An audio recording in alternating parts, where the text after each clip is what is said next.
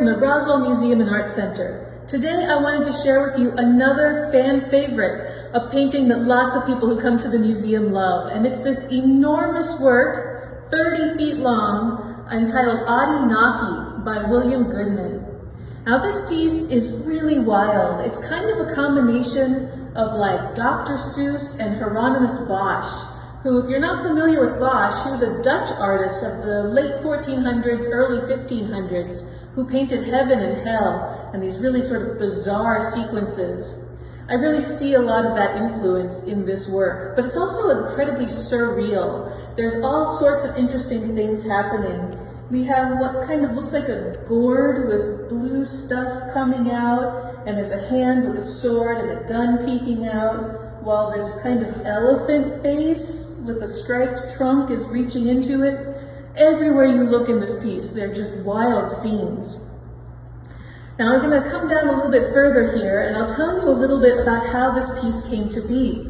William Goodman was one of our artists in residence in the late 60s, early 70s, one of the first ones in the program, in fact. And so he was here in Roswell for a few years, and in fact now he lives out in Tinney, which is not that far away from here. He's stayed in the area since this piece was made. But he was working in his studio, and he decided to call this piece Oddy Knocky, which is a phrase from the book A Clockwork Orange. And in that book there's a made-up language that's kind of a combination of Russian and Cockney slang. And in that book, Oddy Knocky is slang for this Russian word Adinaki, which means loneliness or being by yourself. So that kind of gives us an insight as to maybe how the artist was feeling when he painted this enormous work. And as I said, there are other influences here as well. You can see this rhinoceros right here with a little R next to it. This is very reminiscent of a rhinoceros done by Albrecht Dürer, who was a German printmaker in the early 1500s. They didn't really know what rhinoceroses looked like in Germany in the 1500s, so that was the best he could come up with. And it's actually, the original is really excellent, but William's definitely borrowing from that for his work.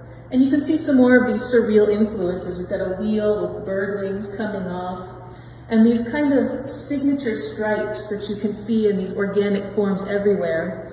If I can turn your attention this way, you can see he also is a sculptor and makes a lot of sculptures with these same kinds of organic forms and stripes. And I'll wrap us up down here just to share this little story. This piece of a tiger leaping out. William was in town here in Roswell and saw a circus poster with this image on it, with the tiger leaping out, and so that got incorporated into the piece.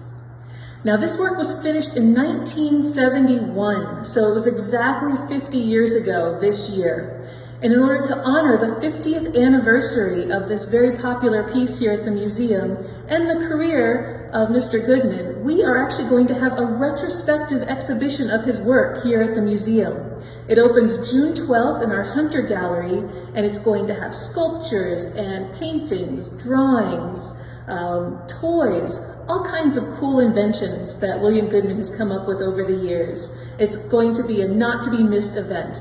So we'll see you here at the museum both June 12th for his opening exhibition, for that retrospective exhibition, and just in general. I'll see you next time.